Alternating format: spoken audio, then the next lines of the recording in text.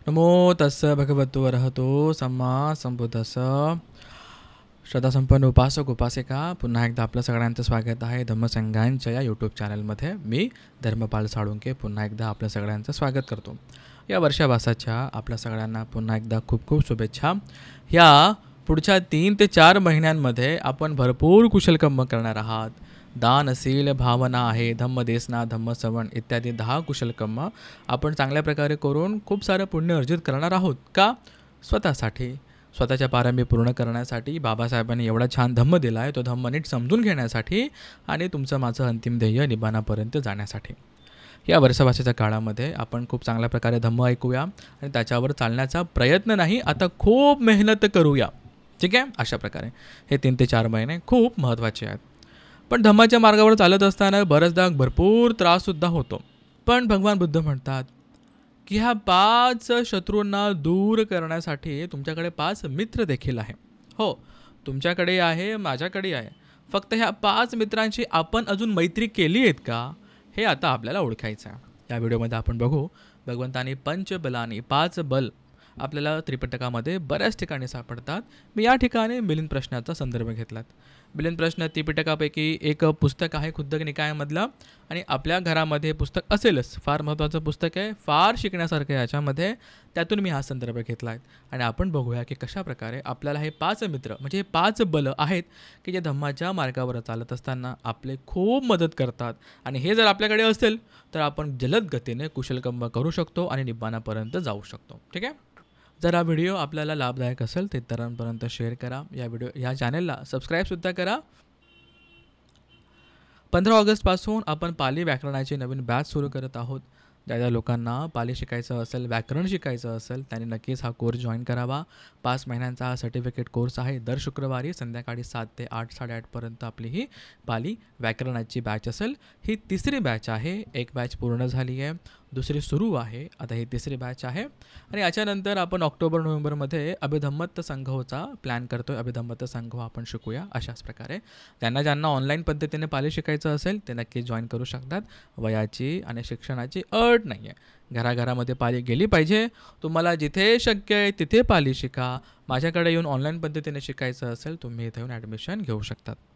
आता भंते नागसेन आणि राजा मिलिंद यांच्यामधली आता ही चर्चा आहे आणि खूप चांगल्या प्रकारे पंडितवाद हे दोघे करत आहेत. एकाने उत्तर दिलं, एकाने प्रश्न विचारला, एकाने उत्तर दिलं, त्याला तर्क समजला तर तो त्याला ॲक्सेप्ट करेल. बरोबर? अशा प्रकारचा हा पंडितवाद होता, राजवाद नव्हता, पंडितवाद होता. अशा प्रकारे बघा आता सीले लक्षण पंय याच्यामध्ये आपण हे पुढचं बघतो की राजा आता भंतेंना विचारतोय, भंते नागसेन यंगपण येतं भृसी अय्यही चे कुशलेही धम्मे इति कथमे ते कुशल धम्माती.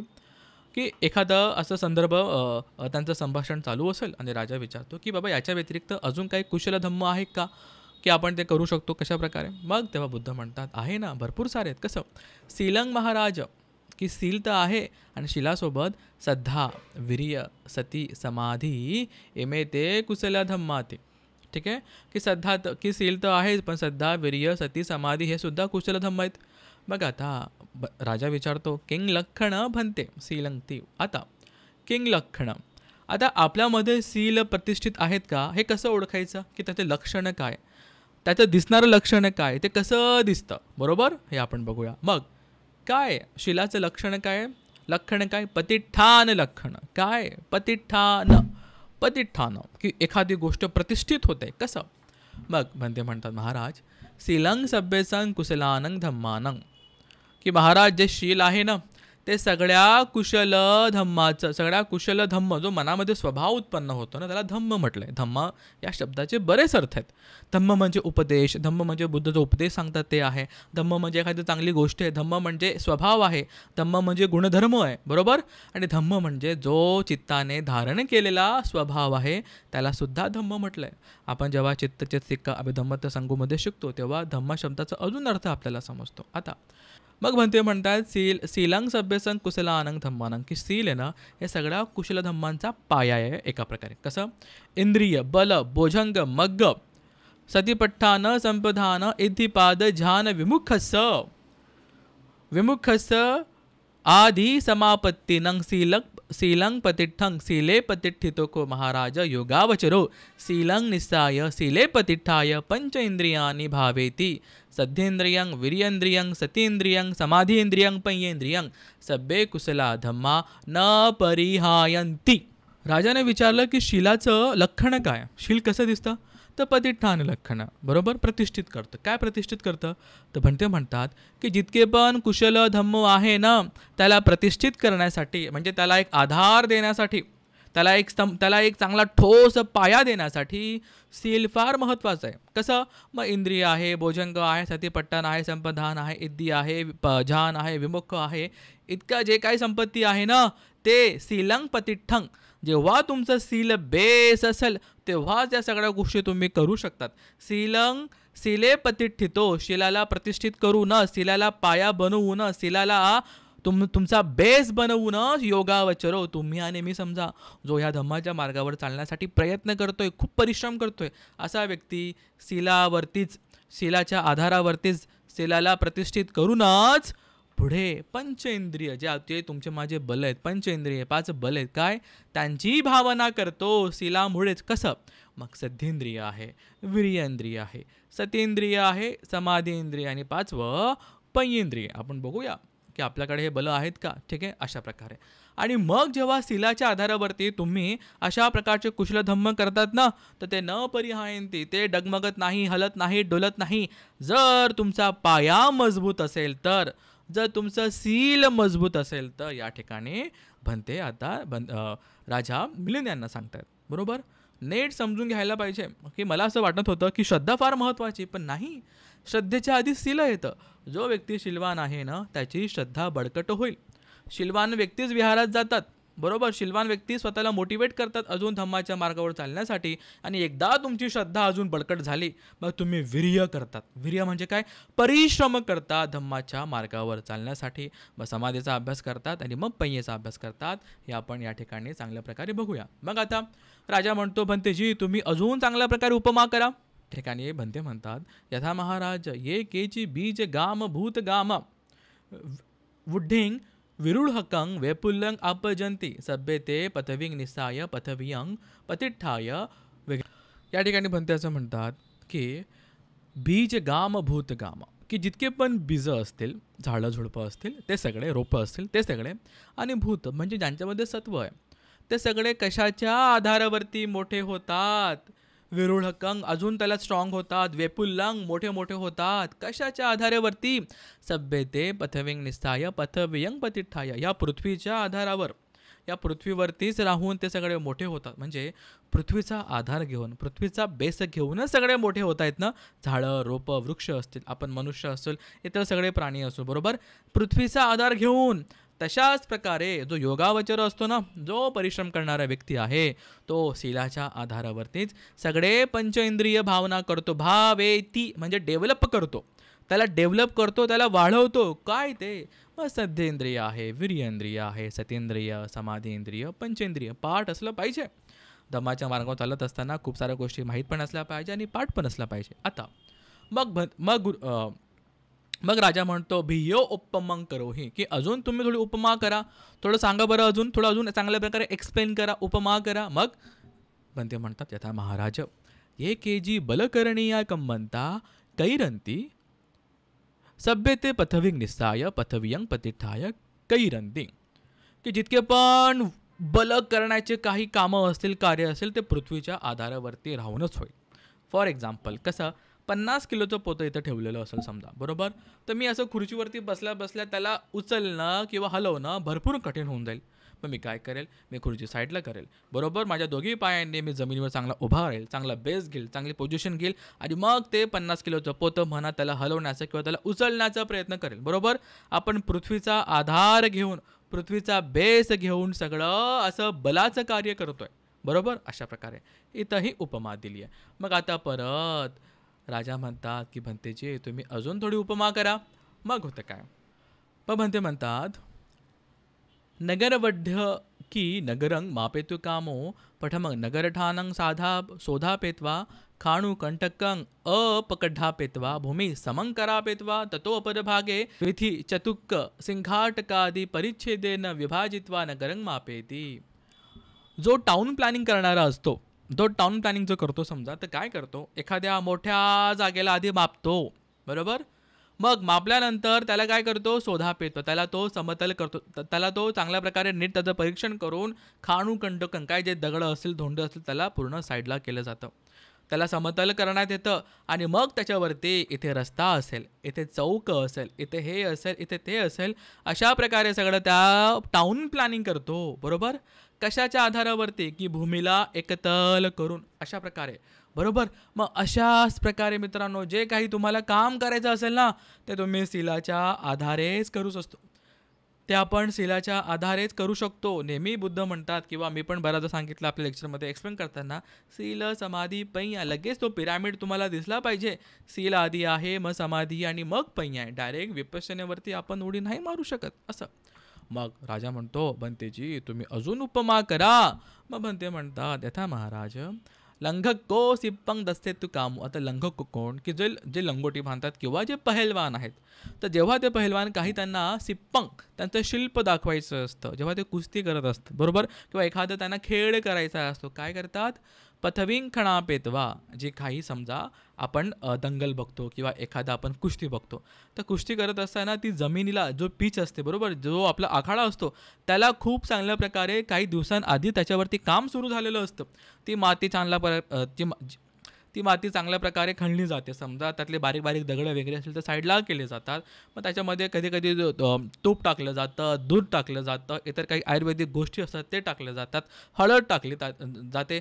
खूप चांगल्या प्रकारे त्याला समतल करून त्याला चांगल्या प्रकारे बनवलं जातं. अशा प्रकारे हेच बघा, भूमी समिंग कारपेत्वा मृदुकाय भूमी, या मृदू भूमी. आता मृदू, त्या मातीला मृदू करायचं, हे सगळं आपण बघतो बऱ्याच मूवीमध्ये म्हणा किंवा यूट्यूबला आपण असं पण पाहिलं असलं की कशा प्रकारे ती पिच बनवतात.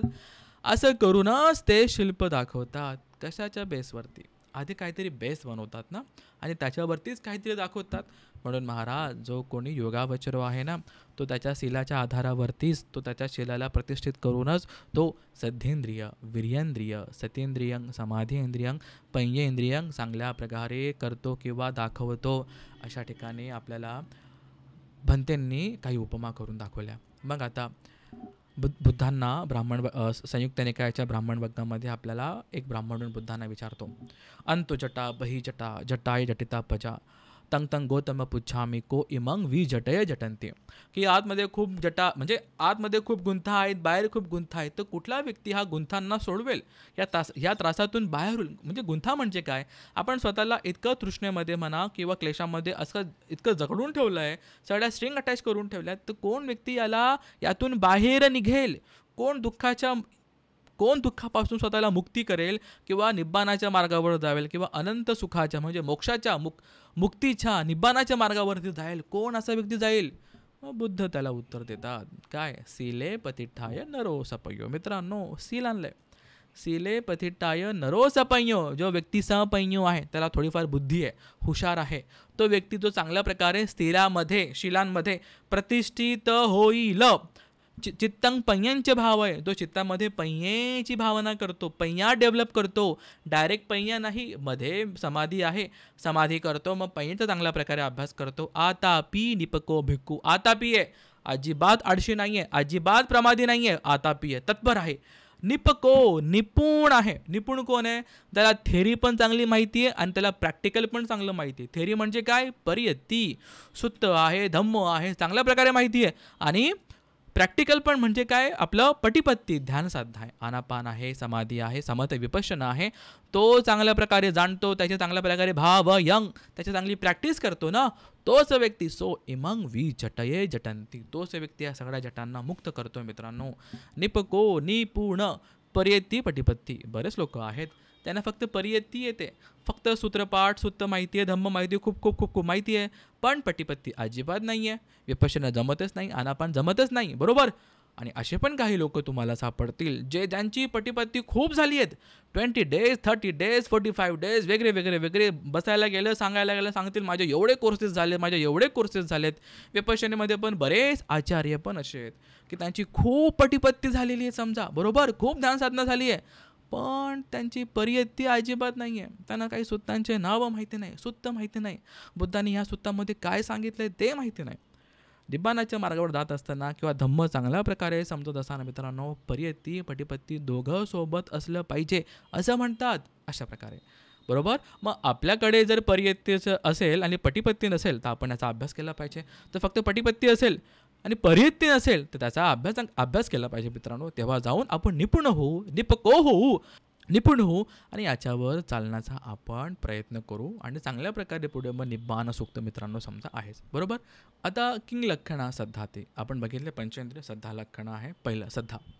तर हे सगळं शीलाच्या आधारेवरतीच होईल, बरोबर. एखादी व्यक्तीची श्रद्धा डेव्हलप होईल, श्रद्धा वाढेल कोणत्या बेसवरती, तर तो व्यक्ती ॲटलिस्ट कमीत कमी पंचशिलाचं जरी पालन करत असेल ना, त्याची श्रद्धा बरोबर बळकट होत जाईल, बरोबर. आता मग श्रद्धेचे 2 लक्षणं आहेत, नीट बघा. एक आहे संपसाधन लक्षणा पहिलं आणि दुसरं आहे संपखंदन लक्षणा. या दोघांचा अर्थ वेगवेगळा आहे. संपसाधन म्हणजे काय, चित्त प्रसन्न होणं, चित्त खुश होणं, बरोबर, हे झालं पहिलं. आणि दुसरं आहे संपखंदन म्हणजे चित्ताला प्रेरणा मिळणं, चित्त मोटिवेट होणं, काहीतरी करण्यासाठी एक उत्सुकता येणं. या 2 लक्षणं आहे श्रद्धाचे. मग आता आपण बघूया एक एक. श्रद्धाको महाराज उपज्यमाना निवरणे विखंभेती विनिवरण चित्तं होती अच्छं विपस्सनं अनाविलं एवं को महाराज संपसाधन लक्षण श्रद्धा, बरोबर. की काय, चित्त प्रसन्न होतं पहिलं. मग काय, उपज्यमाना निवरणे, 5 प्रकारचे निवरण आहे, 5 प्रकारचे शत्रू आहेत.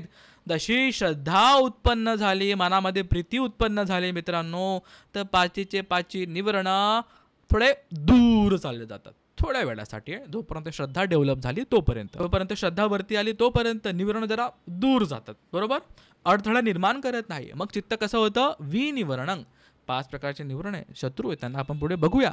तुमच्यामध्ये माझ्यामध्ये ठुसून भरलेले ते शत्रू, ते निवरण, आपण त्याच्यावरती अभ्यास करूया. आणि जेव्हा ते गेले ना, तेव्हा विपस्सनं चित्त हे प्रसन्न होतं, अनाविलं डागरहित, बरोबर, डागरहित असं हे चित्त असतं. आणि मग ते खूप चांगल्या पद्धतीने संपसाधन, खुश होतं, प्रसन्न होतं. अशा प्रकारे राजा विचारतो बनतेची थोडी अजून उपमा करा. आता मित्रांनो हे थोडंसं मोठं आहे, आपण याला थोडक्यात समजू कसा. आता समजा एखादा राजा आपल्या सैन्यासोबत प्रवासाला निघाला आहे. प्रवास करत असताना त्यांना मध्ये नदी लागते, त्या नदीला ते क्रॉस करतायत राजाने आणि अख्ख्या सैन्याला पूर्ण नदी क्रॉस केली आहे. पुढे राजाला पिण्याच्या पाण्याची तहान लागली. राजा म्हटलं मला पाणी आणा. समजा ते नदीमध्ये गेले आणि नदीत त्यांनी पाणी आणलं पात्रामध्ये. आता त्या पात्रामध्ये जे पाणी आहे ते थोडंसं समजा दूषित आहे, बरोबर, मळकट पाणी आहे, थोडं गढूळ पाणी आहे. मग राजा त्याला कसं शुद्ध करेल, तर राजाने एक तुरटी काढली किंवा एखादा खडा, ज्याने समजा हे पाणी शुद्ध होऊ शकतं अशा एक खडा काढला, तो त्या पाण्यामध्ये टाकला, बरोबर. आता होईल काय, जसा तो खडा ती तुरटी त्याच्यामध्ये टाकताच काही वेळामध्ये जो साठलेला जो गाळ असेल, बरोबर, जे थोडं गढूळ पाणी असेल ते थोडं समतल होत जाईल, तर खाली जाईल. तळाशी सगळी घाण गेल्यानंतर जे वरवरचं पाणी असेल ते पिण्यासारखं असतं, बरोबर.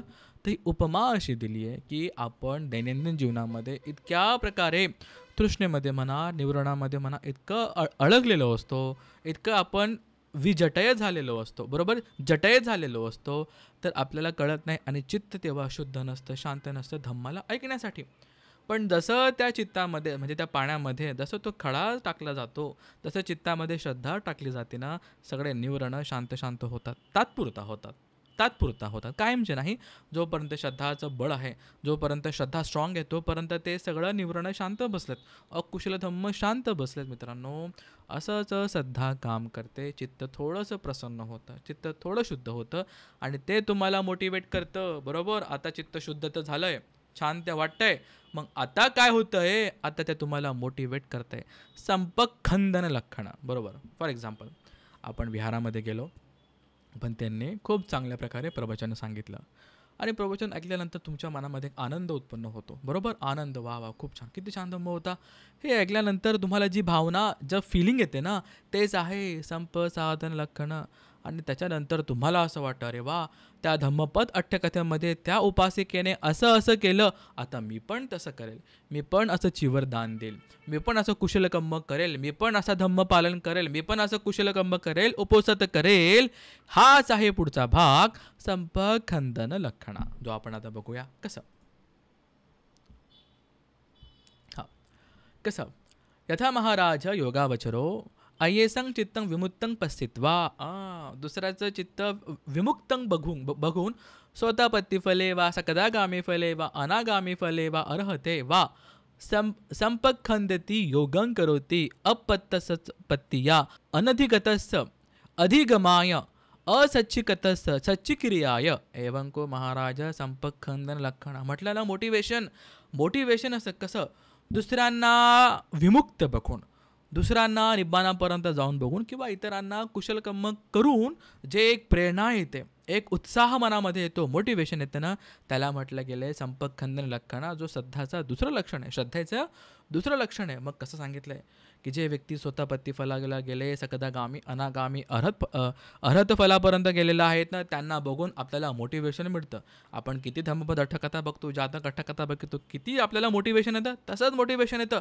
मग जो धम्म मला प्राप्त नाही झाला आहे, तो धम्म मला प्राप्त करायचा आहे. जे ध्यान मला प्राप्त नाही झाले, ते ध्यान मला प्राप्त करायचं आहे. जे निब्बाण मला प्राप्त नाही झाला आहे, तो निब्बाण मला प्राप्त करायचं आहे. मित्रांनो, अशा प्रकारचं जे मोटिवेशन येतं मनामध्ये, ते आहे संपखंदन लक्षणा, जो श्रद्धेचं दुसरं लक्षण आहे. मग आता श्रद्धा तर तुमच्यामध्ये माझ्यामध्ये आहेच मित्रांनो, पण 2 लक्षणं आहे का, स्वतःला विचारून बघा. असेल तर साधुकार त्या कमेंटमध्ये सांगा की हो, आम्हाला अशी भावना येते, आम्ही पण असं फील करतो. मित्रांनो, मग समजून घ्या, ह्या 5 बलापैकी तुमच्याकडे पहिलं बल आहेच. बरोबर. आता मग या ठिकाणी आता राजा म्हणतो, भंतेची थोडी उपमा करून सांगा, थोडं अजून एक्सप्लेन करून सांगा. मग आता भंते सांगतात की महाराज, समजा की नदीला पूर आला आहे. आता नदीला पूर आल्यानंतर काय होतं की एखादा व्यक्ती त्या नदीच्या किनारी उभा राहतो की बाबा नदी कधी शांत होते समजा, किंवा कधी मी याला पार करू, तो फक्त नदीकडे बघत बसला आहे एक समजा. पण असा एक व्यक्ती येतो, तो त्याचं पायातली चप्पल वगैरे काढून, त्याला आपले स्वतःचे कपडे बरोबर करून, तो आता हळूहळू एक एक पाऊल टाकत नदीला पार करून जातो. बरोबर. दुसऱ्याला एखादं महान कार्य करताना बघून आपल्याला जे मोटिवेशन येतं की मी पण असंच करू शकतो, मी पण असंच करेल, हे आहे संपखंदन.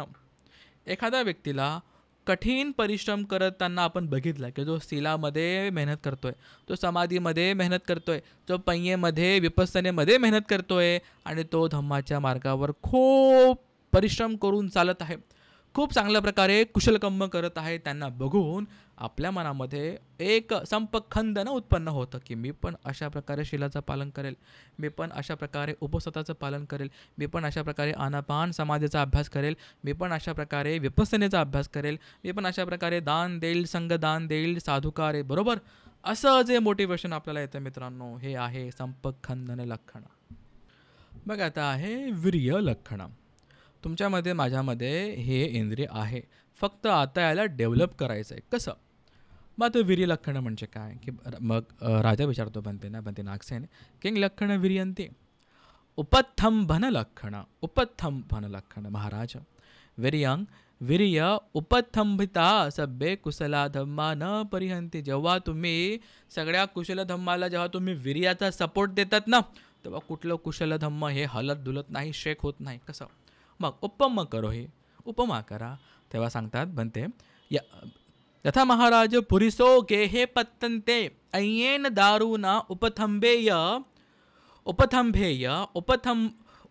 उपथंभितं संतं एवं तं गेहं न पतेय. एवमेको महाराज उपथंबन लक्षणं वीर्य उपथंभिता सभ्ये कुशला धम्मा न परिहायन्ते. की महाराज, समजा एखादा व्यक्तीचं घर हे पत्तन ते पडतंय, आणि पडत असताना एखादा व्यक्ती बघतोय की तो एखादा दारुण म्हणजे एक मोठी समजा बल्ली असेल, एक मोठा पिलर असेल मोठा लाकडी, तो त्याला मध्यभागी लावून त्याला सपोर्ट देतोय. आणि जसा त्याने त्याला सपोर्ट दिला, ते घर काही आता पडणार नाही आहे, बरोबर. हेच आहे उपथंभनं, सपोर्ट देणं त्याला, बरोबर. सपोर्ट दिलं त्याला, वीर्याचा सपोर्ट देणं अशा प्रकारे. आणि मग तुमचे हे कुशलधम्म आहे ना, हे हलणार लुरणार नाही असं म्हणतात. बघा मित्रांनो, वीर्य इथे या ठिकाणी इंद्रिय पण आहे, बल पण आहे, बरोबर. आणि वीर्य पारामीसुद्धा आहे. वीर्य पारामीवर करून आपल्याला कुशलकर्म करायचे आहेत. मग राजा म्हणतो, भंतेची थोडी उपमा करा. मग भंतेजी म्हणतात, समजा महाराज एखादं सैन्य आहे, ते थोडंसं छोटं आहे आणि दुसरं सैन्य थोडंसं मोठं आहे कम्पेअर टू धिस वन. मग आता ह्या सैन्याचा राजा यांना इतकं मोटिवेट करतो, यांना इतकं बल देतो, यांच्यामध्ये इतका पॉवर देतो, यांना इतकं एनर्जी देतोय की ही छोटी सेना ह्या मोठ्या सैन्याला हरवून टाकते. हे आपलं बल आहे आणि हे आपले निवरण आहे, बरोबर. तर आपले बल पंचेंद्रिय इतके स्ट्रॉंग करायचे आहेत ना, ते कोण करेल? वीर्य गाजवायचं म्हणतात ना, की वीर्य गाजवायचं, की याला इतकं स्ट्रॉंग करायचं की आपले निवरणं पळून जातील, दूर जातील. आपण आपल्या निवरणांना हरवून टाकू, आपल्या अकुशल धम्मांना हरवून टाकू. अशा प्रकारे वीर्य तुम्हाला सपोर्ट करतो. काय वीर्य? पुरुषार्थ गाजवायचा असं म्हणतात, बरोबर. पुरुषार्थ करायचा किंवा वीर्य गाजवायचं. कसं? बरोबर, हेच आहे. जर तुम्हाला असं वाटतं की बाबा माझं शील पालन होत नाही, मग जिद्दीने स्वतःचं चित्त जरा असं दृढ करा की मी आज दिवस संपेपर्यंत माझं एक सुद्धा शील तुटू देणार नाही, बरोबर. दृढ निश्चय करायचा आणि त्याच्यावरती आपण जोरात काम करायचं, बरोबर. असं माझ्याकडनं एक पण उपस्थित होत नाही, अरे का नाही होत, बरोबर. तर त्या चुका बघा की मी कुठे चुकतोय आणि त्याच्यावरती काम करू, बरोबर. जिद्दीने काम करू, जोर लावून काम करू, पुरुषार्थ करू. हे आहे वीर्य. जे तुमचे कुशल धम्म हलुडुलत नाही, बरोबर. त्यांना स्ट्रॉंग ठेवतं, त्यांना स्थिर ठेवतं, त्यांना सपोर्ट देतं. याचं काम आहे वीर्याचं. वीर्य लक्षण काय? उपथंभन लक्षण, सपोर्ट देतोय, बरोबर. सपोर्ट देतोय त्याला. अशा प्रकारे मित्रांनो, मग पुढचं येतं सती लक्षणपय्य. मग सतीचे लक्षण काय? मग आता सतीचे या ठिकाणी आपल्याला 2 लक्षणं सापडतात. कसं? अपिलापन लक्षणा महाराज सती आणि उपगहन लक्षणा सती, बरोबर. 2 लक्षणे या ठिकाणी आहे. अपिलापन लक्षणा आणि उपगहन लक्षणाती. अपिलापन, बरोबर. काय बघा, शब्द किती मोठा आहे. कुशल अकुशल सावज्य अनावज्य हीनपणेतं कण्ण सुख सपटिभाग धम्मे अपिलापेती. की सतीमध्ये असताना अपिलापन खूप चांगल्या प्रकारे लक्षात ठेवणं आहे, समजणं आहे, नीट बघणं आहे, ऑब्झर्व करणं आहे. कसं?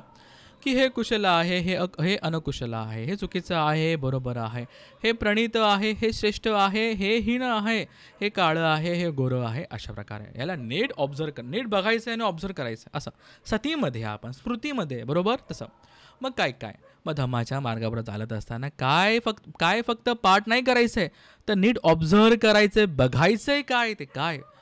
इमे चत्तारो सतीपठ्ठाना, इमे चत्तारो सम्मपधाना, इमे चत्तारो इतिपादा, इमानी पंचेंद्रियानि, इमानी पंचबलानि, इमे सत्ता भोजंगा, अयं अर्यो अठ्ठंगिको मग्गो, अयं समतो, अयं विपස්සना, अयं विच्चा, अयं विमुक्ती. ह्या सगळ्या गोष्टींना आहे ना, जो चांगल्या प्रकारे बघतो, बरोबर, तो व्यक्ती कोण? योगावचरो सेवितब्ब धम्म सेवेती. जे धम्म सेवन करण्यासारखे आहे त्यांना सेवन करायचं. जे धम्म असेवितब्बे धम्मे न सेवेती, जे अकुशल धम्म आहे त्यांना दूर करायचं आहे. भजितब्बे धम्मे भजती, त्यांचं भजन म्हणजे त्यांचा आपल्याला भजन करायचं आहे, त्यांच्या सोबत राहायचं, अशा धम्माला सोबत घ्यायचं. अभजितब्बे त्यांना दूर करायचं. एवंको महाराज अपिलापन लक्षणा, की नीट स्मृतीमध्ये, नीट अवेअरनेसमध्ये चांगल्या प्रकारे बघायचं, ओळखायचं. आता मित्रांनो, जर आपण या सगळ्या गोष्टी पाठ केल्या तर सती होते का? नाही. त्याला बघायचं म्हणजे त्याला ऑब्झर्व करायचं, एक्सपिरियन्शियल त्याला ऑब्झर्व करायचं आहे मित्रांनो. असं आहे अपिलापन लक्षणा सतीमध्ये. जेव्हा लोक समाधीचा अभ्यास करतात, नंतर आपलं सतीपठ्ठान करतात, सती जागरूक करतात मित्रांनो, तेव्हा ह्या चांगल्या गोष्टी चांगल्या प्रकारे पटीपत्ती करताना समजतात. असं आहे अपिलापन लक्षणा. मग आता पुढे राजा म्हणतो, भंतेजी थोडं मला तुम्ही उपमा करून सांगा. मग तेव्हा भंतेजी सांगतात, जसं एखाद्या राजाचा एक मोठा भंडार असतो आणि त्या भंडार सांभाळणारा एक भंडकारिक असतो. तो राजाला सांगतो, राजा आपल्याकडे एवढे हत्ती आहेत, एवढे घोडे आहेत, एवढं हिरे आहेत, एवढं सोनं आहेत, एवढं धान्य आहेत, एवढी संपत्ती आहे, बरोबर. तो सगळ्यांना नीट ऑब्झर्व करून, नीट मोजून मापून त्याला चांगल्या प्रकारे बघितलेलं असतं, ओळखलेलं असतं, बरोबर? अशा प्रकारे तो राजाला सगळं सांगतो, नीट ऑब्झर्व करून सांगतो. तशाच प्रकारे आपल्याला इतर सगळ्या कुशलधम्मांना नीट बघायचं आहे, नीट समजून घ्यायचं आहे. अकुशलधम्मांना आपण बघायचं आहे आणि त्याच्यापासून दूर जायचं आहे. अशा प्रकारे आपल्याला स्मृतीमध्ये राहायचं आहे, ओळखायचं आहे असं. मग दुसरं आहे उपगहन. बघा, उप हा उपसर्ग लागल्यात, गहन खूप चांगल्या प्रकारे याला ग्रहण करायचं आहे, ग्रहण करायचं आहे. पाठ नाही करायचं आहे तर त्याला आपल्या स्वभावामध्ये त्याला आपल्याला उतरवायचं आहे. कसं? मग कथं भन्ते उपगहन लक्षणादी सती सती महाराज उपज्यमाना हिता अहितानं धम्मानं गतियो समन्वेति इमे धम्मा हिता इमे धम्मा अहिता इमे धम्मा उपकारा इमे धम्मा अनुपकारा ततो योगावचरो अहिते अहिते धम्मी अपनुदेति हिते धम्मी उपगण्णाति अनुपकारे धम्मे अपनुदेति उपकारे धम्मे उपगण्णाति एवं को महाराज उपगहन लक्षणा सती. उपगहन आपल्याला ग्रहण करायचं आहे चांगल्या प्रकारे, एक्सपिरियन्समधून ग्रहण करायचं आहे, प्रॅक्टिसमधून ग्रहण करायचं आहे. कसं? की जसं धम्माच्या मार्गावर चालत असताना त्याची सती जागरूक होते आणि उपगहन चांगल्या प्रकारे समजतं. काय? की हे हिताचं आहे, हे अहिताचं आहे. अहिताचं मला दूर ठेवायचं आहे. जो धम्म माझा हित करणार आहे ना, त्याला मी ग्रहण करणार आहे चांगल्या प्रकारे. जो धम्म माझं नुकसान करणार, धम्म म्हणजे काय? काही असं नॉलेज, अशा गोष्टी, असा स्वभाव जो चुकीचा आहे, त्याने माझी हानी होईल, त्याला दूर करायचं आहे. मग हे उपकारक आहे, याने माझा उपकार होणार आहे, याने माझं भलं होणार आहे, अशा धम्माला स्वीकार करायचा, इतराला दूर करायचं, बरोबर? अशा प्रकारे जो व्यक्ती याला चांगल्या प्रकारे समजतो, उपगहन चांगल्या गोष्टींना धम्माला ग्रहण करतो, तोच व्यक्ती खूप चांगल्या प्रकारे समजा उपगहन लक्षण धम्माच्या मार्गावर चालतो, अशा प्रकारे, बरोबर? असं सांगितलंय. मग राजा आता भन्तेना विचारतो, भन्तेची थोडी अजून उपमा करा. उपमा आता भन्तेची करतात आणि म्हणतात की जसं चक्रवर्ती राजाचा एक परिणायक रत्न रंयो हिताहिते जानाती, की एखादा व्यक्ती असतो खूप जवळचा, समजा कल्याण मित्रासारखा असतो, जो राजाला सांगतो राजा हे बरोबर आहे, हे राजाच्या हितासाठी आहे, हे राजासाठी चुकीचं आहे, राजाने असं केलं पाहिजे, राजाने तसं केलं पाहिजे, वेगळे वेगळे, बरोबर? राजाला मार्गदर्शन करणारा एखादा व्यक्ती असतो आणि तशा प्रकारे राजा त्याला ग्रहण करत असतो, बरोबर? अशाच प्रकारे आपल्यासाठी काय हिताचं आहे त्याला ग्रहण करा, काय चुकीचं आहे त्याला दूर करा. हे आहे सतीचे 2 लक्षणं, बरोबर? अपलापन आणि उपगहन लक्षणं. मित्रांनो, आपण या ठिकाणी सतीचं बघितलं आणि मग पुढचं आपलं बल आहे समजा समाधी आणि पुढचं आहे नंतर पय्या. समाधी काय आपण बघूया. भन्ते नागसेन किंग लक्षण समाधी ती पमुग लक्षण महाराज समाधी ये केची कुशला धम्मा सभ्यते समाधी पमुका होती समाधी निन्ना समाधी पूर्णा समाधी पभराती. सांगायचा अर्थ असा की जितके पण कुशलकर्म आपण करत आहोत ना, ते समाधीसाठीच, ते समाधीकडे घेऊन जाणारे आहेत, ते समाधीवरती लीन आहे, समाधीच्या आधारावरतीच आहे, समाधीसाठीच आपण सगळं असे कुशलकर्म करत आहोत. अशा प्रकारे या ठिकाणी भन्ते सांगतात जे काय कुशलकर्म आपण करतोय ते समाधीसाठीच आहे. कसं उदाहरण देतात मग या ठिकाणी, उपमा करो ही उपमा अशी देतात. समजा महाराज की एक पायऱ्या आहेत, एका ठिकाणाहून जाण्यासाठी दुसऱ्या ठिकाणी भरपूर मोठ्या पायऱ्या आहेत, बरोबर? आणि वर काहीतरी आहे. तर ह्या जे पायऱ्या आहेत ना, हे तिथे वरती जाण्यासाठीच आहे, त्यांनाच पूरक आहे, त्यांच्याचसाठी आहे. म्हणजे वरती समाधी असेल तर जितके पण कुशलकर्म तुम्ही करतायत ना, ते समाधीसाठीच करतायत. अशा प्रकारे हे उपमा देतात. अजून एक उपमा द्या म्हणे, अजून मग भन्ते उपमा करतात. कसं? जसं राजा आता युद्धाला चाललाय, मग राजाकडे काय चतुरंगी सेना आहे. कसं? की काही घोडे आहेत, काही हत्ती आहे, काही पायदळं आहेत, काही इतर काहीतरी आहे. हे जितके पण सैन्य काय आहे, युद्ध करायला आहे, बरोबर? हे सगळे प्राणी घोडे जे काय असतील ते युद्ध करायला आहे, युद्ध करायचं आहे म्हणून ह्या सगळ्या गोष्टी आहेत, सगळं सैन्य आहे. समाधी करायची म्हणून हे सगळे कुशल धम्म आहे, कुशल कम्म आहे. अशा प्रकारे जे काही आपण सगळं करतोय ते सगळं समाधी लागायला, बरोबर? प्रथम, द्वितीय, चतुर्थ, तृतीय, चतुर्थ ध्यानापर्यंत जाऊन मग पुढे विपश्यनेकडे जायला मित्रांनो आपण सगळे कुशलकर्म करून त्याला डेव्हलप करतोय, त्याच्यावरती काम करतोय. का? समाधी लागावी म्हणून. शील समाधी. आणि मग मित्रांनो जेव्हा समाधी लागली तेव्हा शेवटचं काम काय मित्रांनो? पय्या लक्षणं, पय्या अल्टिमेट गोल, आपलं निब्बाना विपස්සना जे बुद्धांनी शोधून काढलं. वेदना पश्चात तण्हामुळे आपण परत परत जन्म घेत होतो, पण आज मित्रांनो जेव्हा आपण वेदना पश्चया पय्या करायला लागतो ना, भगवंतांनी निब्बानाचा मुक्तीचा मार्ग आपल्याला इथेच खोलला आहे. वेदना पश्चया पय्या. मग आता पय्या म्हणजे काय? पय्या म्हणजे प्रज्ञा. पालीमध्ये आपण त्याला पय्या म्हणतो. आता हे म्हणजे काय हे आपण आता बघूया. बघा कसं बनते नागसेन किंग लक्षणा पय्या पुब्बे बखो महाराज मया वृत्तांग छेदन लक्षणा म्हणजे एक छेदन लक्षणा आहे. अपिच ओभासन लक्षणा पय्या कथमे भन्ते ओभासन लक्षणा पय्या ती महाराज पय्या महाराज उपजनमाना.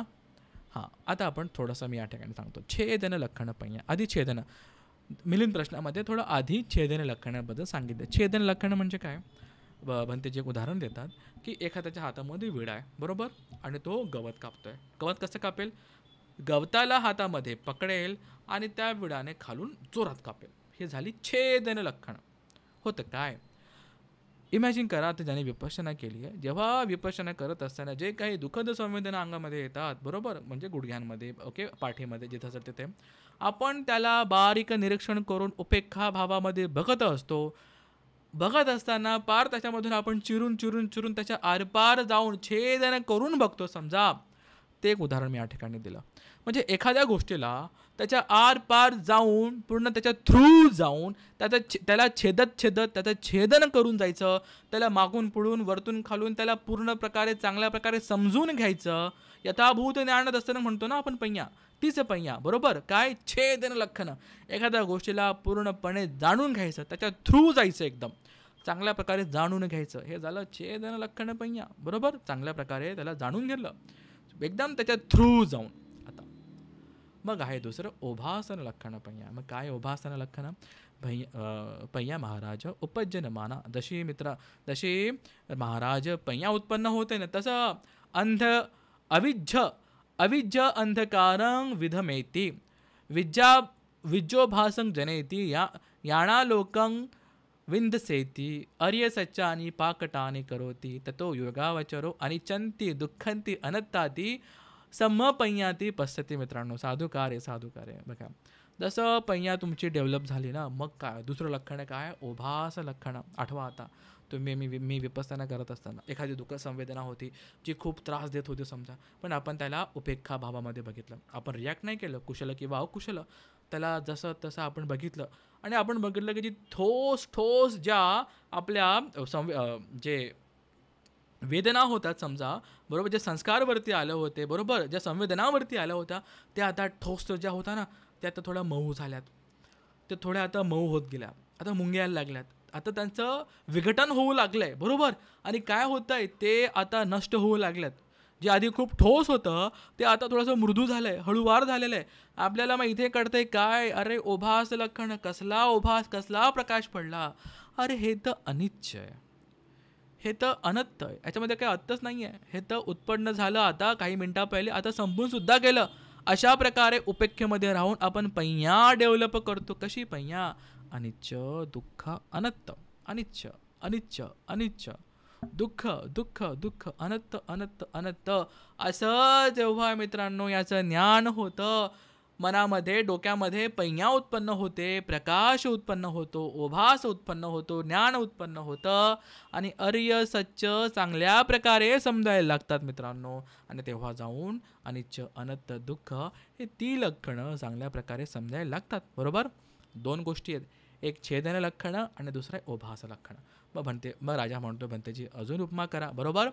तसं मग आता उपमा करतात की एखाद्या अंधाराच्या एकदम एका रूममध्ये पूर्ण अंधार आहे आणि एखादा व्यक्ती समजा दिवा जसा त्याच्यामध्ये घेऊन जातो, त्या दिव्याचा प्रकाश पडल्यानंतर तुम्हाला एक एक वस्तू नीट दिसायला लागते, क्लिअर दिसायला लागते. फॉर एक्झाम्पल आता ह्या बेडरूमचा समजा लाईट बंद आहे, तसं मी या रूममध्ये आलो, मी आता तर मला काही दिसत नाही आहे कारण की सगळा अंधार आहे.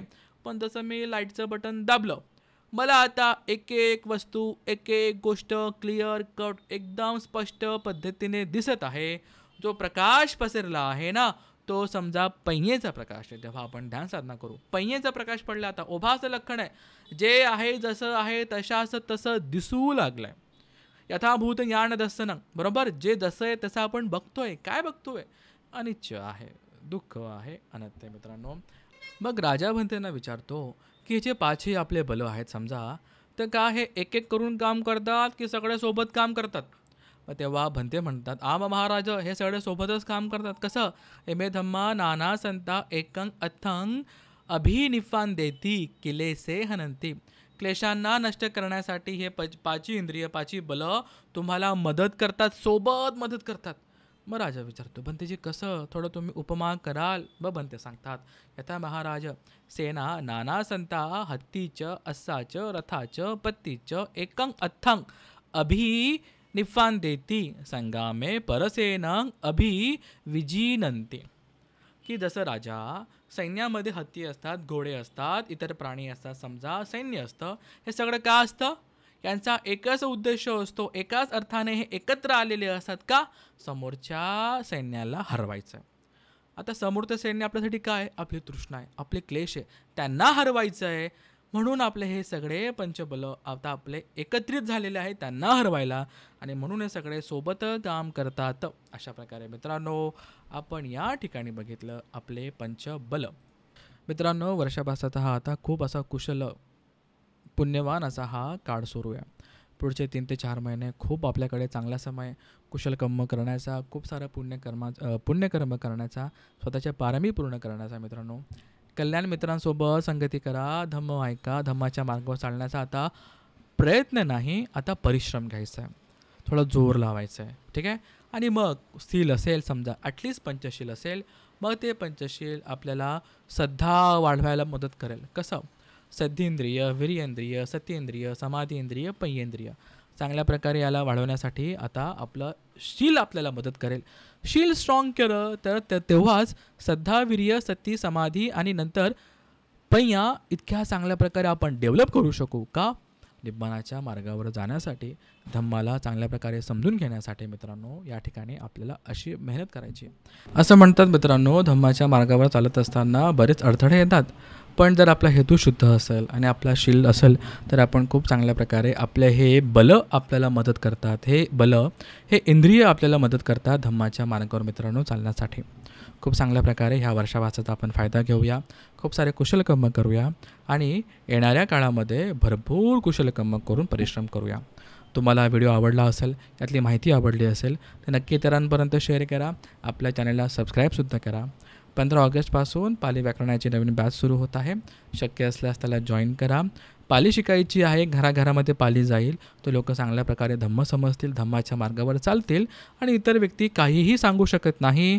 तुम्हाला संदर्भ माहिती असेल, रेफरन्स माहिती असेल, एखाद्याकडनं धम्म ऐकताय त्याला रेफरन्स विचारा. जसं आज मी सांगितलं मिलिंद प्रश्नाचं हे चॅप्टर आहे, तसंच कोणाला काहीही सांगू देऊ नका. पण हे तुम्हाला केव्हा कळेल? जेव्हा आपल्याला त्रिपिटक काय ते माहिती आहे. त्रिपिटक वाचता येईल. कसं वाचता येईल? सुरुवात होते पाली शिकण्यापासून. तुम्हाला जिथून शिकायचं आहे तिथून शिका. माझ्याकडे येऊन शिकायचं असेल ऑनलाईन पद्धतीने इथे येऊन शिका. एखादं कॉलेजमध्ये जमत असेल, कॉलेज जवळ असेल तिथे जाऊन शिका, विद्यापीठामध्ये जाऊन शिका. पण मित्रांनो घराघरामध्ये पाली गेली पाहिजे. जर तुम्हाला मला धम्म टिकवायचा असेल तर एका पिढीला मेहनत घ्यायची गरज आहे. बरोबर? अशा प्रकारे घराघरामध्ये आपण पाली जाऊया, इतरांनासुद्धा धम्म सांगूया, धम्म शिकायला आपण प्रेरित करूया, पाली शिकायला आपण मित्रांनो प्रेरित करूया. अशा प्रकारे आज आपण या ठिकाणी पंचबल बघितले मित्रांनो. हे बलं तुमच्यामध्ये माझ्यामध्ये उतरू. आपण खूप चांगल्या प्रकारे धम्माचा अभ्यास करू. काया वाचा मनाद्वारे काही अकुशल कर्म झाले असेल तर बुद्ध धम्म संघ आपल्याला क्षमा करो. सगळ्या देवतागणांनी आमचं ह्या पुण्याचं स्वीकार करावा. या पुण्याच्या प्रतापाने मित्रांनो तुमचं माझं मंगल हो. खूप कुशल कर्म आपण करूया. रोगमुक्त, भयमुक्त, दोषमुक्त आपण हो. खूप सारे कुशल कर्म करू. ह्या पुण्याच्या प्रतापाने तुम्हाला मला निब्बाण सुख लाभो, अरहंतांचे दर्शन हो, बुद्धांचे दर्शन हो, निब्बाण सुख लाभो. साधू साधू साधू साधू साधू साधू.